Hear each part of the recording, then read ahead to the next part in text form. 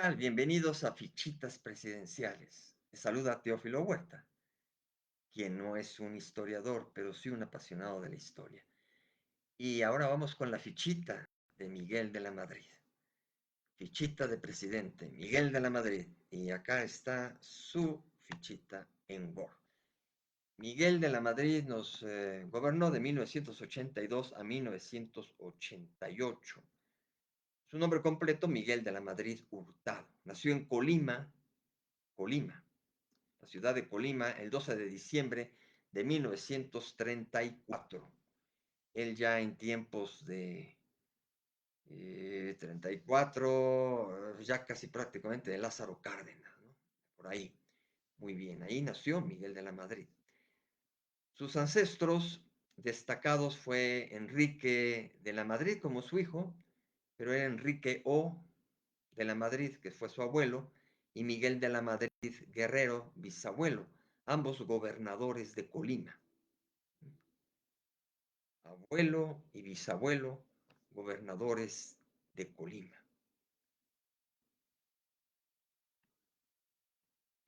También su padre fue, bueno, sus padres fueron Miguel de la Madrid Castro y Alicia Hurtado. Su hermana, Alicia de la Madrid Hurtado, que aquí como dato curioso, adelantando un poco la farándula, de esa hermana tuvo un hijo que es un periodista connotado, que anda por allí en ADN 40, en Canal 11, es Ricardo Rafael. Ricardo Rafael viene siendo sobrino directo del expresidente Miguel de la Madrid. ¿Cómo era Miguel de la Madrid? Serio, apático, frío, gris, táctico, sereno, controlado, reservado, sobrio, discreto, pasivo, centrado, tímido, susceptible, rígido, calculador, inamovible, vanidoso y prejuicioso. Sus inspiradores, José María Morelos y Pavón, Benito Juárez y Adolfo Ruiz Cortines. Aparentemente tenía la creencia de católica. Sus aficiones eran la tauromaquia, les gustaban los toros. Sus lecturas Montesquieu y Rousseau, entre muchísimas otras. Él estudió en el Colegio Cristóbal Colón, fue licenciado en leyes también por la Facultad de Derecho de la UNAM, seguiditos Echeverría, López Portillo, Miguel de la Madrid de la Facultad de Derecho. Faltaría, pero ya no venía de Derecho, salías de Gortari, sino de Economía. Pero bueno, todos estos son los tres seguidos de Derecho. Luego hizo una maestría en Administración Pública por la Universidad de Harvard, uno de los primeros connotados en hacer maestría. Ya habíamos tenido por ahí un expresidente, este, pues estudioso hasta en el extranjero, que es nada menos que Francisco I. Madero. Francisco I. Madero había realizado estudios muy, muy importantes en Estados Unidos, en Francia, ¿no? Eran especializaciones, pero ya en la formalidad a nivel de la maestría, yo creo que Miguel de la Madrid es el primer presidente maestro que alcanza la, eh, precisamente la presidencia de la República, ¿no? Como maestro. Hasta entonces, a nivel de títulos, habían sido licenciados. Y eso también, imagínense, Benito Juárez salía licenciado como abogado. Entonces, ya tenía también una trayectoria en la licenciatura. Madero, repito, hizo especializaciones curiosamente extranjero, pero curiosamente Madero no se habla de una licenciatura, sino estudios por aquí en México, Estados Unidos y Francia.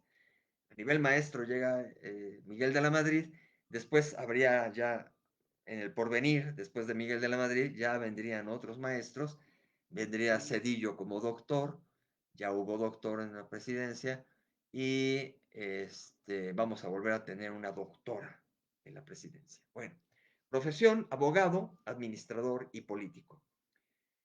Fue, antes de la presidencia, profesor de la UNAM, ahí mismo en la Facultad de Derecho, analista en el Banco de México, subdirector general de crédito en Hacienda, subdirector de finanzas de Pemex, director general de crédito de Hacienda nuevamente, subsecretario de Hacienda, hizo mucha carrera en Hacienda, y secretario de programación y presupuesto, una secretaría que se creó recién, prácticamente, y que después ya también volvió a evolucionar a fusionarse. Bueno, eh, su padrino político, me falta investigar un poco más qué padrino político, quizá Ricardo Rafael pudiera dar luz al respecto, pero en determinado momento, pues como mentor, pues sí tuvo también a José López Portillo. Su militancia partidista en el PRI, desde un inicio que se adhirió hasta su muerte. Bueno, qué prospectos había, qué competidores tenía, pero que fueron descartados. Pedro Ojeda Paullada, Ricardo García Sáenz, Fernando Solana, David Ibarra, Porfirio Muñoz Ledo. O sea, pues digo, Marcelo Ebrard puede ser el Porfirio Muñoz Ledo de la modernidad. Porfirio Muñoz Ledo ha aparecido en varias, y es que yo lo he notado y apareció aquí, apareció con López Portillo, con Echeverría parecía que quería. Bueno, Carlos Tello Macías y Julio Rodolfo Moctezuma Cid. Correligionarios superados fueron también ya más directamente, que entraron más directo ya en la competencia, los otros fueron descartados. Y los que superó, digamos, ya más en la competencia, porque en este caso sí hubo una especie de conferencias o de discursos que se dieron ante los correligionarios del propio PRI. Me parece que en el auditorio Plutarco Elías Calles del PRI fueron los eventos, o a lo mejor en algún otro sitio. Javier García Paniagua, que fue el competidor de repito, hijo de Marcelino García Barragán, que estuvo en la defensa, secretario de la Defensa en 68 con Díaz Ordaz, y que fue el papá de García Harfuch, futuro candidato a la presidencia. Acá Javier García Paniagua quiso en el 88 y en el 82, perdón, en el 82, y García Harfuch va a querer en el 2030, ¿no? La cuestión política. Bueno, superó a Javier García Paniagua, a Jorge de la Vega Domínguez, a Jorge Díaz Serrano, puras Jotas, ¿no? Alguna cuestión ahí simbólica de puras iniciales con J, a quienes superó. En la oposición prácticamente también aquí no tuvimos gran situación. Ahorita sí hay, pero ya en la boleta electoral, así que hubiera muchos más que hubieran querido, no tengo registro, sino hasta que llegaron amparados por su partido a la boleta electoral. Sus lemas de campaña fue por la renovación moral de la sociedad y gobernar con el ejemplo. Su corriente política, a partir de él, fue el mentado neoliberalismo, el ideario político, el liberalismo económico, la cuestión del mercado libre, la renovación moral, orden y disciplina y régimen republicano. Su jefe de campaña fue Manuel Bartlett Díaz, actual director de la Comisión Federal de Electricidad. Y bueno, jefe de campaña y operador de la cuestión ahí de las elecciones en 88 tan discutidas. Equipo de campaña, aparte del jefe de campaña, en el equipo de campaña tuvo a Carlos Salinas de Gortari, a Miguel González Avelar y a Francisco Rojas. Porque ocuparon diferentes ámbitos. Por ejemplo, Salinas de Gortari, el Instituto de Estudios del partido, pero pues ahí estaba detrás forjando muchas ideas. Postulados de campaña, planeación democrática y democratización integral. Los comicios se celebraron el 4 de julio de 1982. Y entonces aquí hubo 1 millón de votos nulos, casi el 5%. Candidatos no registrados fue menor, fue el 0.1%. Y en cambio hubo muchos competidores en la boleta electoral. Aquí, resultado de la reforma electoral impulsada por López Portillo, por su antecesor, resultó que la siguiente elección estuvo, al contrario de la de López Portillo, muy nutrida, no muy competida, no fue demasiada competencia, pero sí entraron al juego muchos candidatos. Manuel Moreno Sánchez, del Partido Socialdemócrata, se llevó apenas el 0.2%, nada. Cándido Díaz Cerecedo, del Partido Socialista de los Trabajadores, apenas el 1.4%. Rosario Ibarra de Piedra, me parece que la primera mujer en una boleta electoral, así como la primera mujer, o la primera votación de la mujer, primera mujer en boleta electoral y después ya llegaría la primera ganadora, primera presidenta electa y a futuro primera presidenta constitucional de México. Esto es la historia, ¿no? Va evolucionando todo esto. Rosario Ibarra de Piedra por el Partido Revolucionario de los Trabajadores alcanzó también poco, 1.7%, y fue la única mujer entre todos los candidatos. Ignacio González Goyaz del Partido Demócrata Mexicano, 1.8%. Todos ellos no llegaban ni al 2%.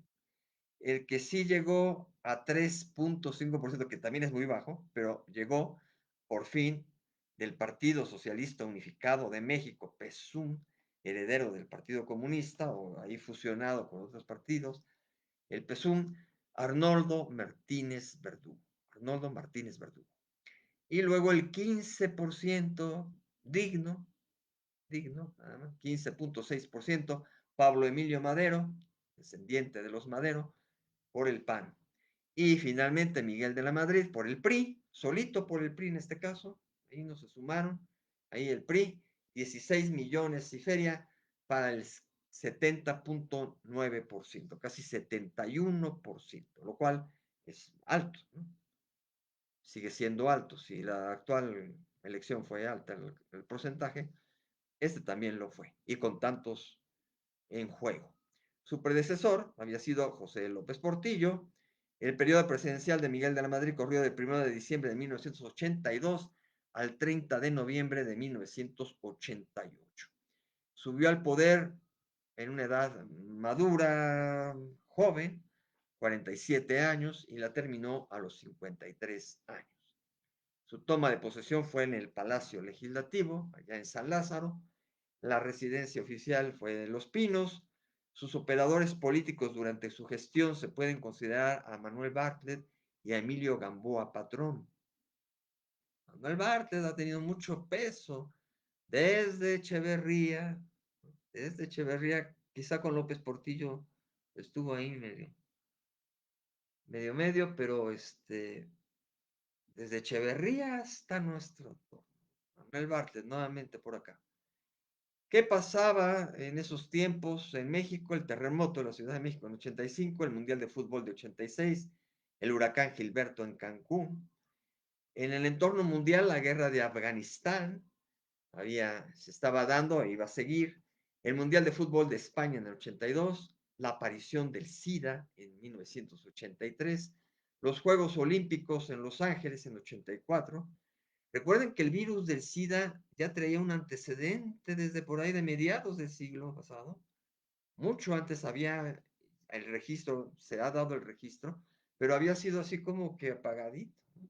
Más apagado que el del simio ahora, o el mono, esa cosa del virus, eh, muy apagado, y ya cuando se dio realmente fue en 1983, y creció geométricamente, exponencialmente. Bueno, Juegos Olímpicos en Los Ángeles en 1984, la cumbre de Reagan, Gorbachev en 1985, las reformas Glasnost y Perestroika por la URSS, por Gorbachev precisamente en la URSS, accidente de la planta nuclear de Chernobyl, todo en la URSS, ¿no? Qué barbaridad, esto en 86, asesinato de Olof Palme en 1986, el primer ministro sueco, la dimisión de Marcos y asunción de Corazón Aquino en Filipinas, me volví a acordar de la esposa de Marcos que coleccionaba zapatos a granel, y llegó entonces Corazón Aquino a Filipinas, causando gran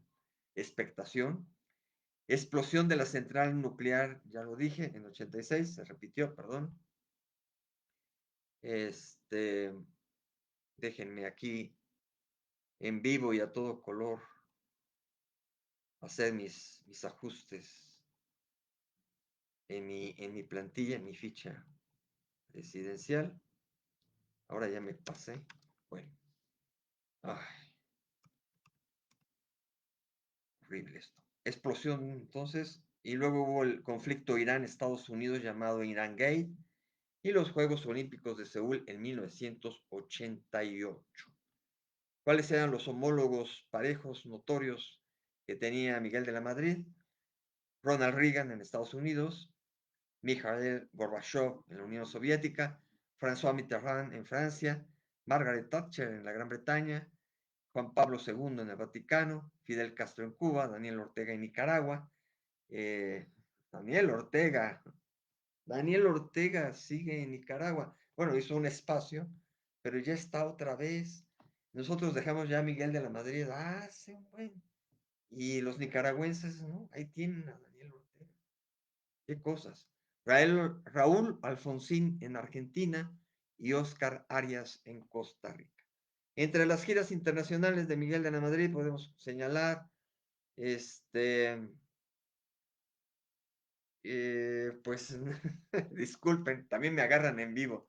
Dejé el espacio aquí porque no las pude consignar específicamente. Obvio, sí viajó,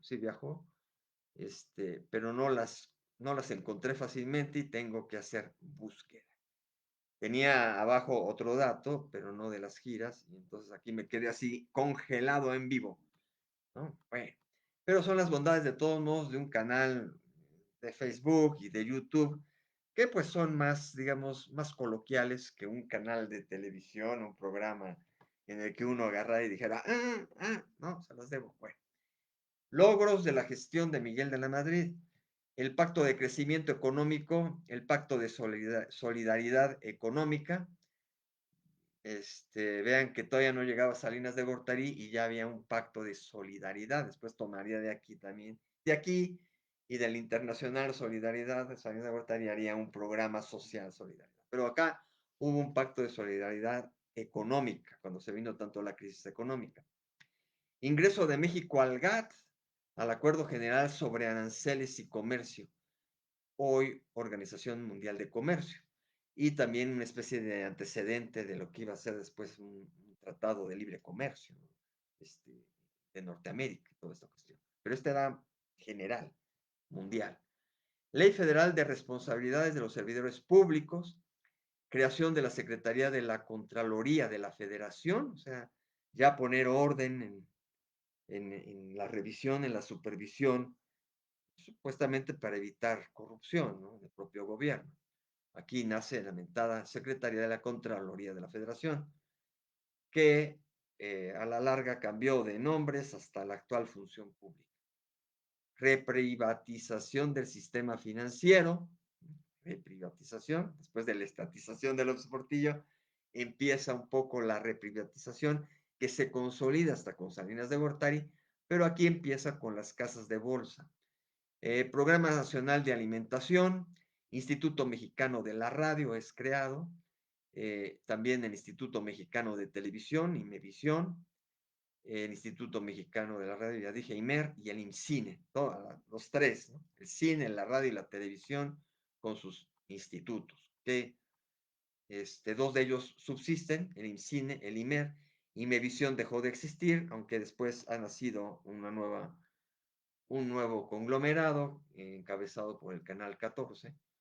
Bueno, Consejo Nacional contra el SIDA, la CONACIDA, creación de la Asamblea de Representantes del Distrito Federal, la Asamblea de Representantes, adhesión al grupo Contadora a nivel mundial, cofundación del Grupo de los Seis, llamado Grupo de Río, y el también que sustituía de alguna manera al exgrupo de los Ocho, la puesta en órbita de satélites, el Morelos 1 y el Morelos 2, la captura del narcotraficante Rafael Caro Quintero. En cuestiones materiales, pues están los mismos satélites. Acá puse la puesta en marcha en sí, la acción política, pero en los materiales, pues fue la creación, la construcción de los satélites Morelos 1 y Morelos 2, así como la central nuclear en Laguna Verde, Veracruz, un hito en cuanto a tener una energía, en ese momento, pues de primicia, energía nuclear como primer mundo, ¿no? Dar un salto allí, aunque seamos no exactamente primer mundo, aunque esa central nuclear sigue funcionando, pero ha tenido sus problemillas. Afortunadamente, no graves, no accidentes, pero el mantenimiento de esa central nuclear yo creo que ha sido dolor de cabeza para los futuros sexenios. Esos son logros de Miguel de la Madrid. Problemáticas y o hierros. La inflación del 100%, otra vez, como con López Portillo, tremendo. Crack de bolsa de valores. El terremoto del 85, es un fenómeno natural, pero ya saben que la tardía reacción del gobierno, el movimiento de la sociedad civil antes, etcétera. Fraude electoral para la presidencia del país en 88, eso se le carga a Miguel de la Madrid, a Manuel Bartlett y el gobierno de Miguel de la Madrid.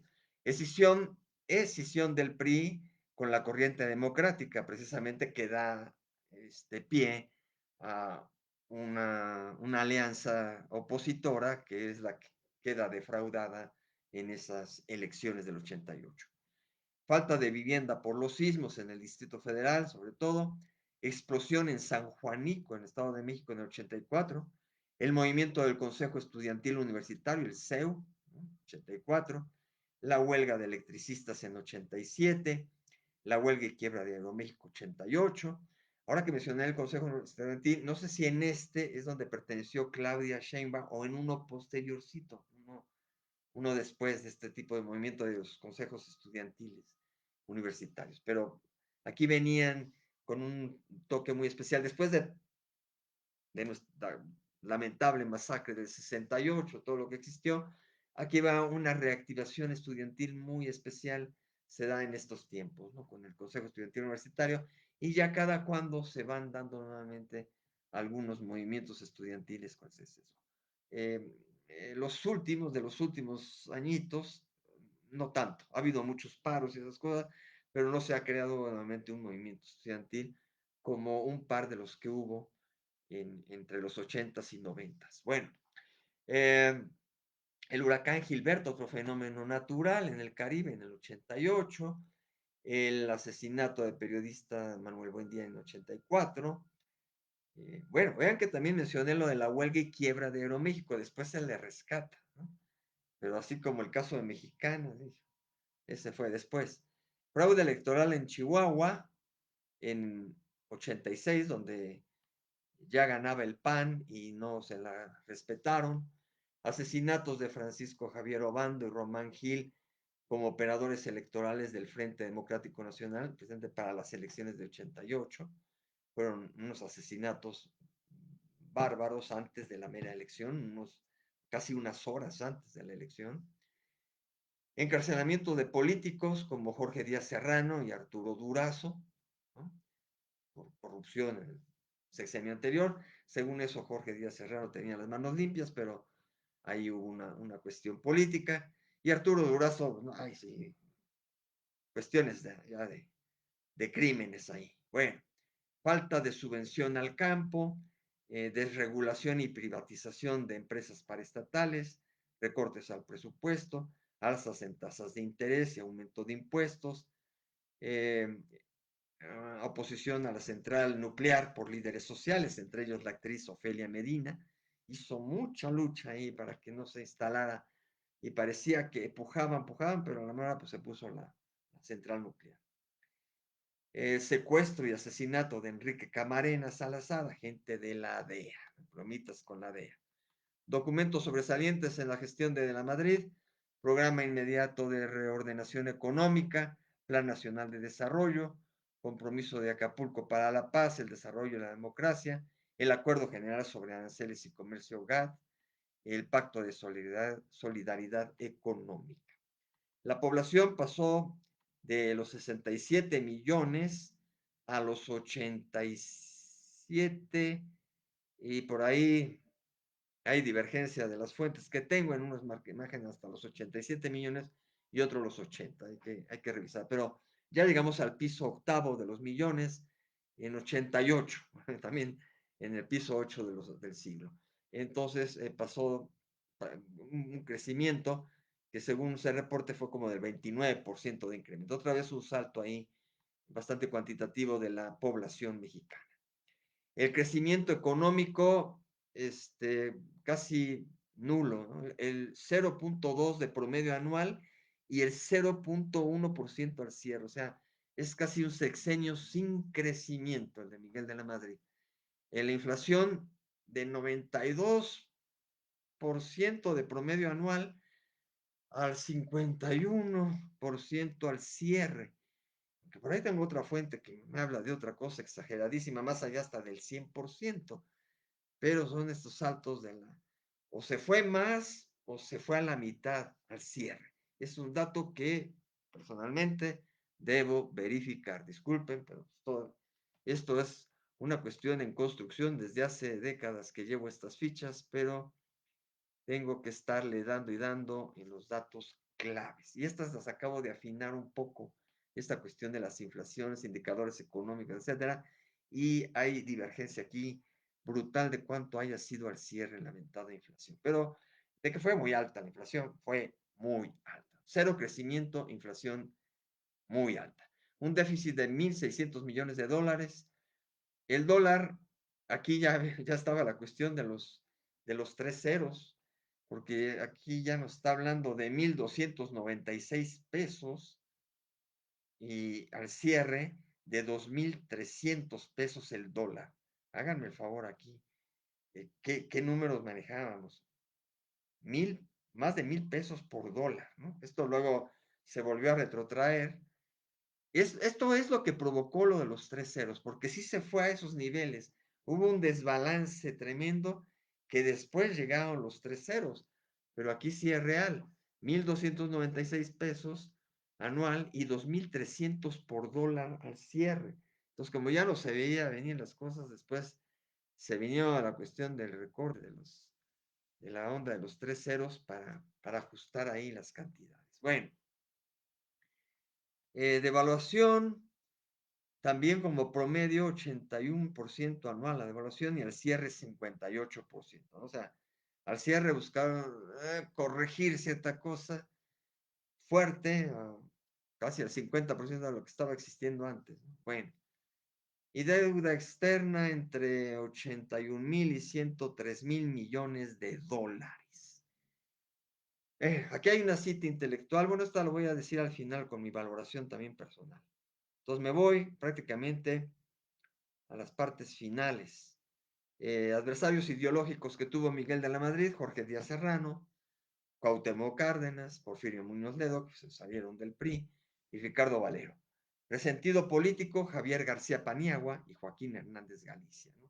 García Paniagua quedó sentido porque no fue presidenciable, ¿no? Pero pues, si lo logra su hijo, va a ser como nuevamente este, la revancha, ¿no? Así como López Mateos fue un poquito revancha de Vasconcelos, aquí más directamente García Harfuch vendría a ser revancha de Javier García Paniagua. Y Joaquín Hernández Galicia, que ya andaba haciendo mucho ruido ahí como líder de Pemex, se ve eternizado y metía mucho ruido, que terminaría luego con Sáenz de Gortari pues, encarcelando. Bien. Mote sarcástico de Miguel de la Madrid, el gris rata. Ya había mencionado ahí un poco lo grisáceo por su parte modesta, una especie también como en sus tiempos Ruiz Cortines, ¿no? No es una figura demasiado. Y también el emblema de la renovación moral que tuvo tanto Ruiz Cortines, pues la trató de instrumentar de la Madrid, aunque no con mucho éxito. ¿No? Bueno, grupo armado, cárteles, aquí en su efervescencia. El cártel de Tijuana, que ya hemos mencionado, el cártel de Sinaloa con ya el Chapo Guzmán, Joaquín Chapo Guzmán, ya desde aquí, cártel de Sinaloa.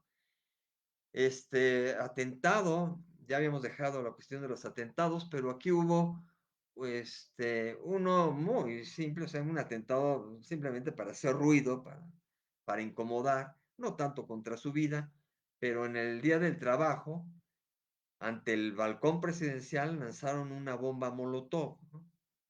Entonces, un atentado relativo por una bomba molotov lanzada hacia el balcón presidencial, por ahí seguro chocó contra la propia piedra, en el desfile del Día del Trabajo del 1 de mayo de 1984.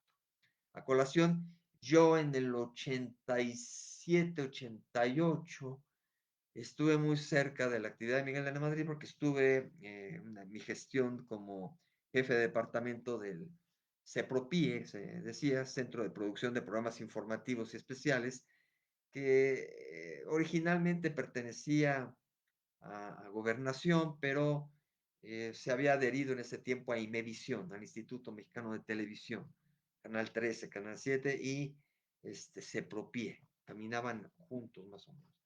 Entonces era todo el seguimiento presidencial, la producción de los informes presidenciales, eventos, todo era seguir la huella, grabar todos los discursos de Miguel de la Madrid.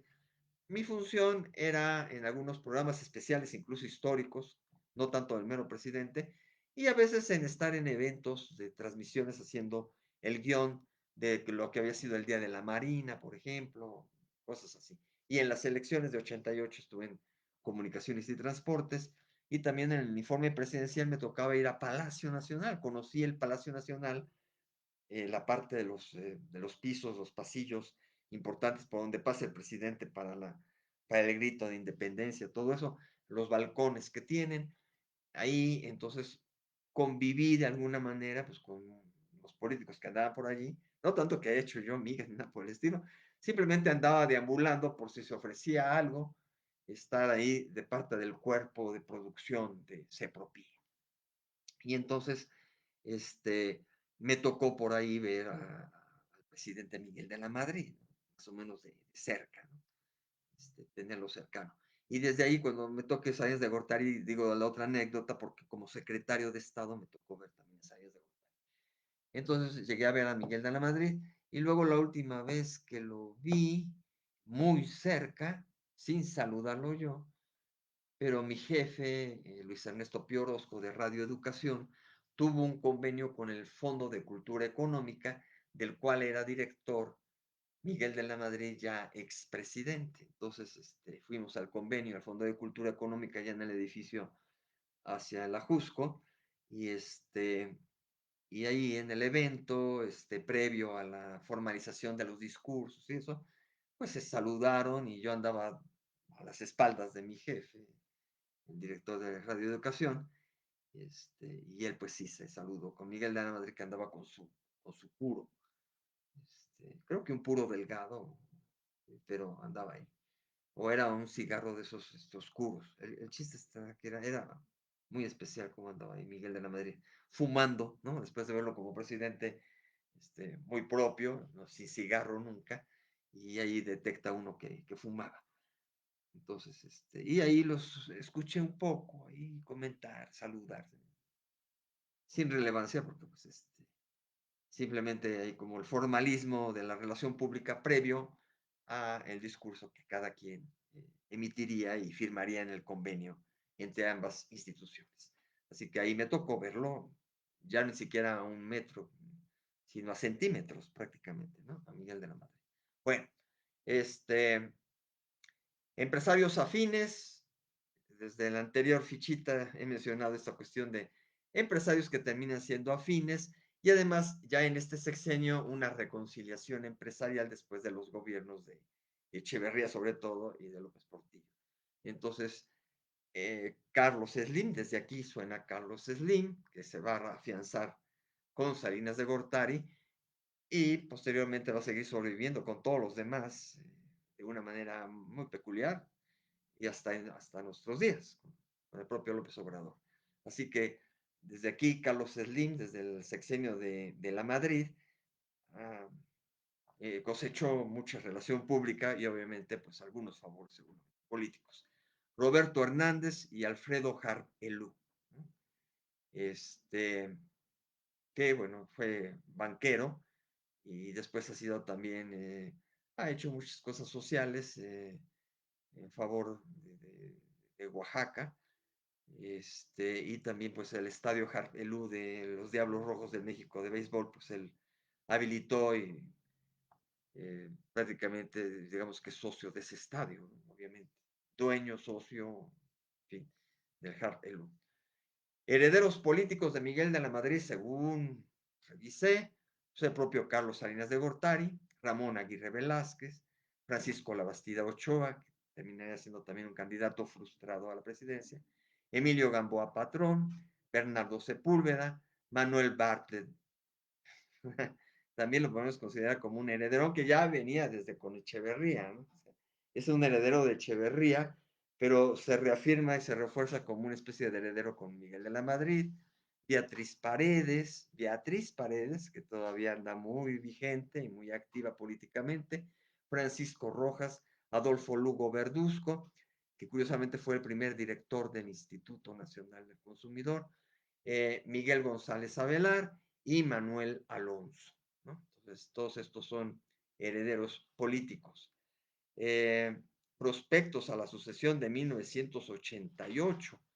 Pues obviamente Carlos Salinas de Gortari, Ramón Aguirre Velázquez, Manuel Bartlett Díaz, Alfredo del Mazo, Sergio García Ramírez, Miguel González Avelar y Jesús Silva Herzog. Este ya se había separado de los otros que sonaban mucho más, pero y ya no hubo discursos ante un auditorio, pero sí andaban ahí muy centrados como un grupo compacto y de una manera muy especial. En la oposición, obviamente, Cuauhtémoc Cárdenas por el Frente Democrático Nacional. En un principio, antes de que también dieran su apoyo a Cuauhtémoc Cárdenas, Eberto Castillo, Heraclio Cepeda, Antonio Becerra Gaitán, José Hernández Delgadillo, todo esto por el Partido Mexicano Socialista, Manuel Cloutier, Jesús González Esmal, Jorge Eugenio Ortiz Gallegos y Salvador Rosas Magallón por el PAN, Gumersindo Magaña por el Demócrata Mexicano y Rosario Ibarra de Piedra nuevamente por el Partido Revolucionario de los Trabajadores.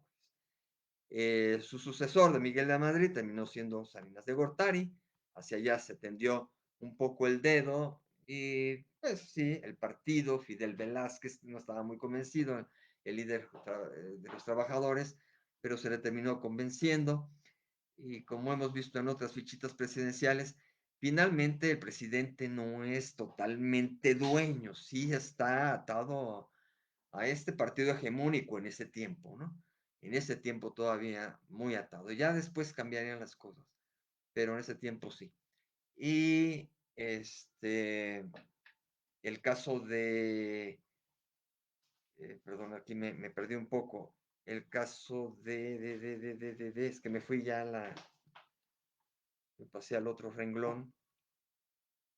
Pero el caso del PAN, bueno, ahí el empresario, ¿no? Manuel J. Cloutier.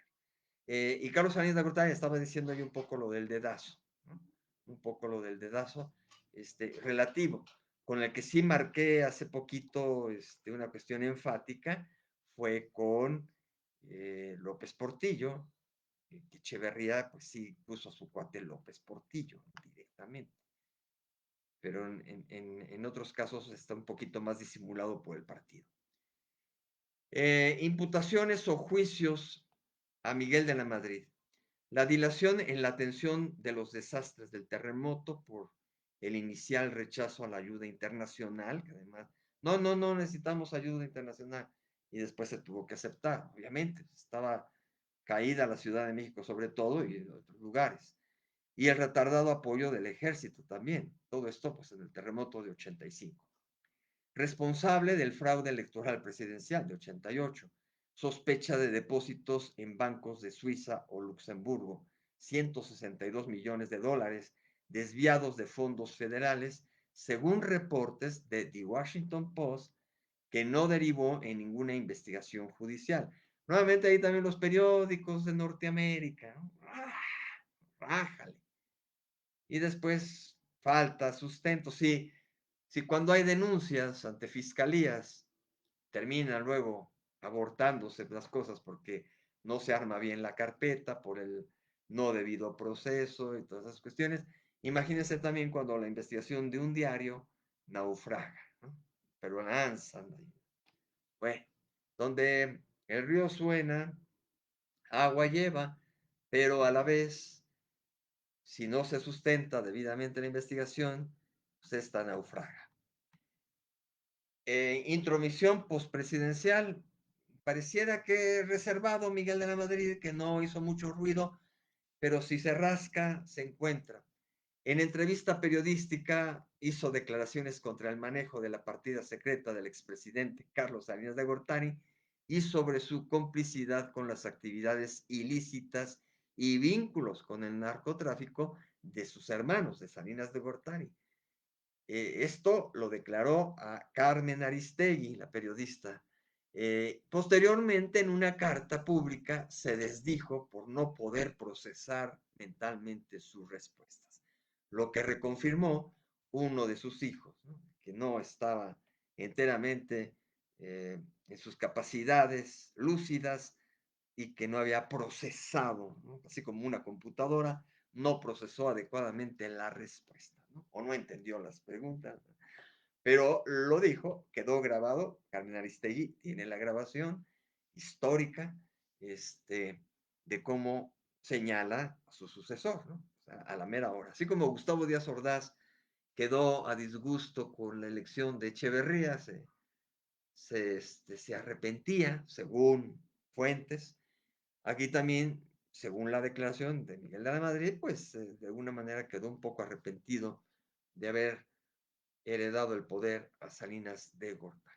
Actividades y cargos posteriores, integrante de la Comisión de Desarrollo y Medio Ambiente de América Latina y el Caribe, integrante del Consejo Interacción Internacional, presidente de los grupos de expertos de alto nivel sobre ecología y economía globales y sobre balance y perspectivas de los progresos y retos en América Latina, integrante del Consejo Internacional de Centro Shimon Peres por la Paz, director general del Fondo de Cultura Económica de entre 1990 y 2000, lo que les decía cuando yo lo llegué a ver muy de cerca, y presidente de la Federación de Municipios Priistas en 2002 hasta su muerte. Mucha actividad política, pública y también privada, social. Aquí se empieza a ver también ese sesgo, esas características ya de un presidente que también empieza a hacer actividad empresarial, que ya tuvimos el antecedente a Abelardo L. Rodríguez como el primer presidente empresario, digamos, emprendedor y que tenía múltiples empresas antes, en y después de la presidencia, ¿no? Y ese ya era pionero, ¿no? Pero acá ya se marca una pauta que van a seguir Salinas de Gortari, Fox, Calderón, Peña Nieto, ¿no? Todos los más contemporáneos y que se va a romper con López Obrador. Pero desde aquí hasta Peña Nieto, en algunos puestos, asesores empresariales y cosas así, ¿no? Quizá Miguel era más orientado a lo social que directamente lo privado, pero bueno. Eh, pero internacional, muchas cosas internacionales y económicas, como lo del BID, ¿no? La cuestión económica por ahí. Libros, bastante, así como hablamos la parte culta, que ya también tenemos antecedentes de aquellos tiempos de don Valentín Gómez Farías y de otros ilustres, como el propio Benito Juárez, claro está, Sebastián Lerdo de Tejada, eran presidentes cultos. Eh, como hablábamos de esta época contemporánea, sobre todo con López Portillo, de la Madrid no cantó mal las rancheras, aunque sus escritos no están tanto en la tendencia de cómo quedó el poder o cuestión histórica, sino también de derecho y de economía. Se acaba de inaugurar un espacio, una biblioteca en CEU dedicada a Miguel de la Madrid. Bueno, pensamiento económico de la Constitución de 1857, que fue su tesis, y eso en 1957. O sea, a 100 años de lo que estudió él, estudió la Constitución del 57 y a los 100 años de esa Constitución hizo la tesis. Bueno, la soberanía popular en el constitucionalismo mexicano y las ideas de Rousseau, eso en 62. Estudios de derecho constitucional, la política de la renovación moral, el ejercicio de las facultades presidenciales, esto ya posterior a su gestión en 1999. Las razones y las obras, crónica del sexenio. Las elecciones de 1988, se defiende un poco cómo fueron llevadas a cabo.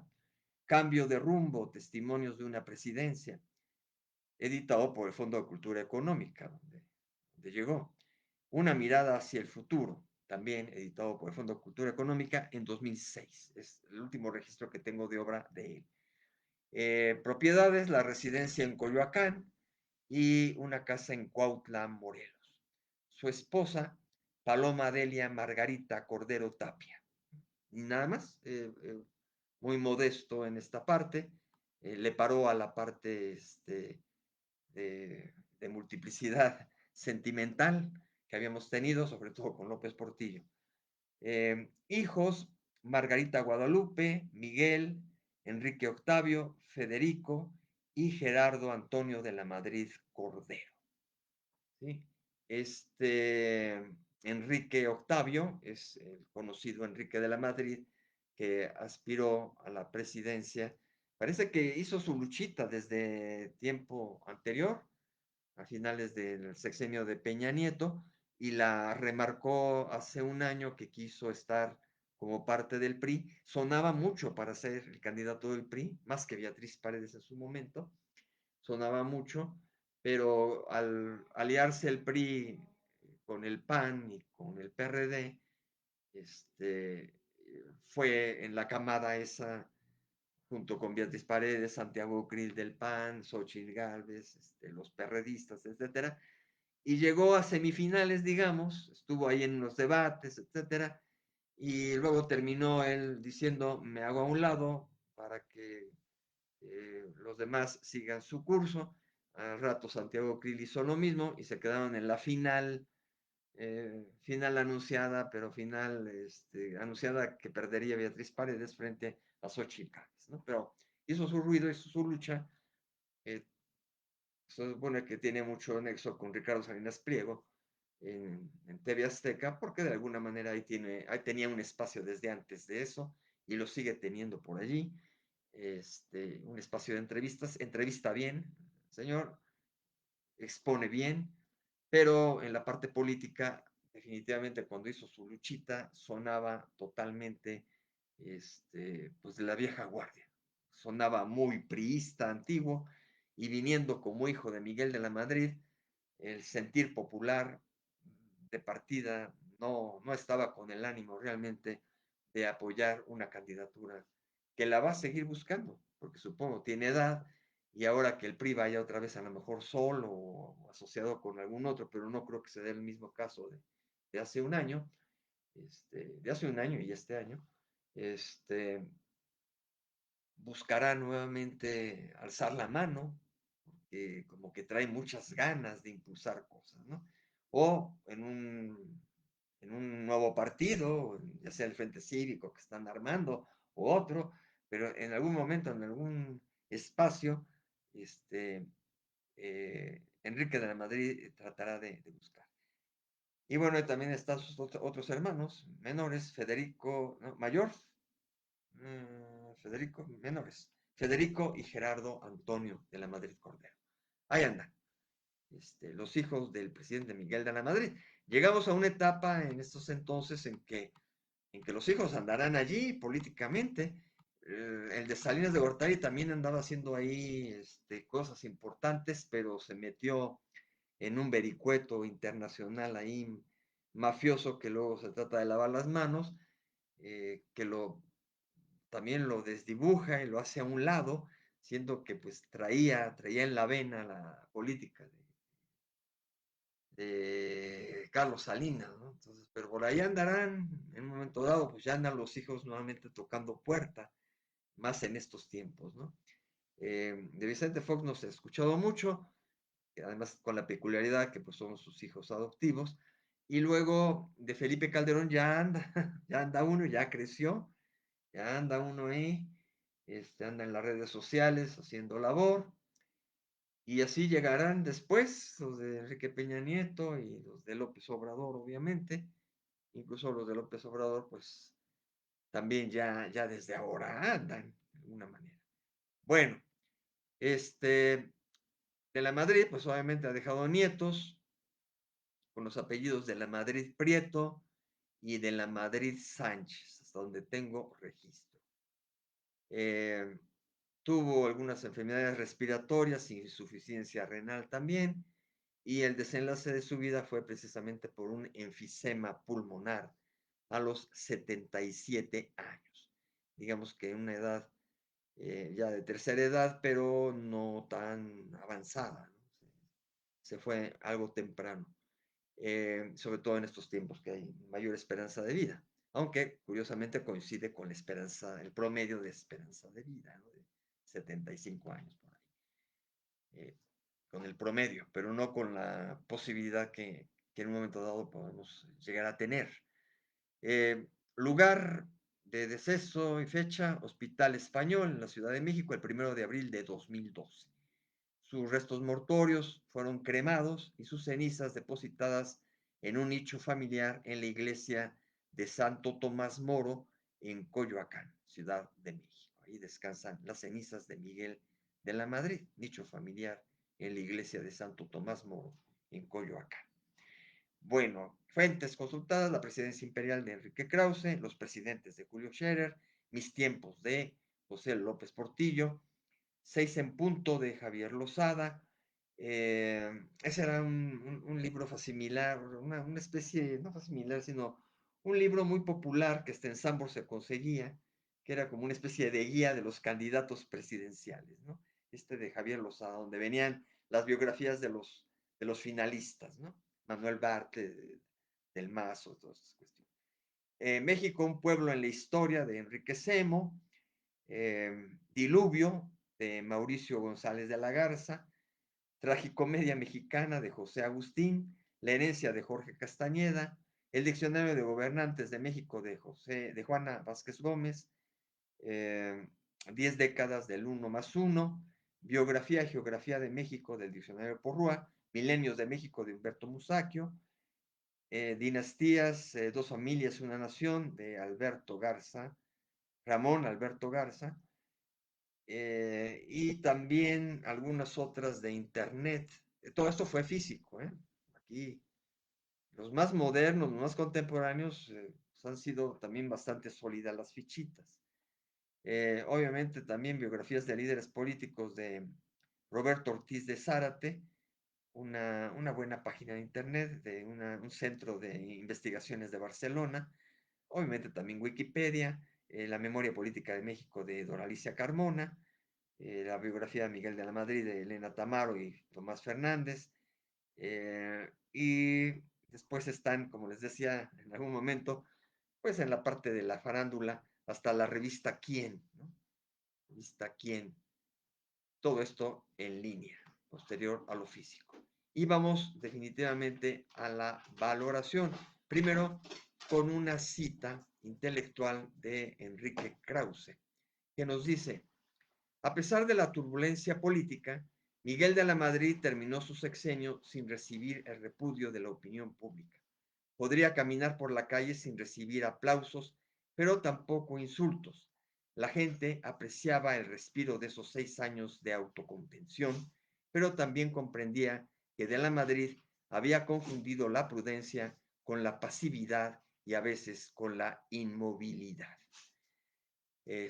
Aquí curiosamente, ¿no? Podría caminar por la calle sin recibir aplausos, pero tampoco insultos, ¿no? Así como su sexenio, así la posteridad. Valoración de gestión de un servidor, Teófilo Huerta. Devaluación, reprivatización de la banca, tardía reacción ante los terremotos de 1985, así como unas elecciones presidenciales fraudulentas, caracterizaron la gestión de Miguel de la Madrid. Sí, porque además eso de no recibir insultos, porque casi todos se fueron con Bartlett, ¿no? En la cuestión del fraude, ¿no? Más con Bartlett que con de la Madrid. Bueno, lo positivo, el pacto económico para contrarrestar la crisis, la participación internacional para la solución del conflicto centroamericano. Lo negativo, la profunda crisis económica, la preferencia a la iniciativa privada y al capital extranjero, la parsimonia en la atención a afectados por el terremoto, así como las elecciones presidenciales fraudulentas. Así fue la gestión y así fue el hombre de carne y hueso, Miguel de la Madrid Hurtado, quien nos gobernó de 1982 a 1988. Y yo, su servidor, Teófilo Huerta, Agradezco su fina atención.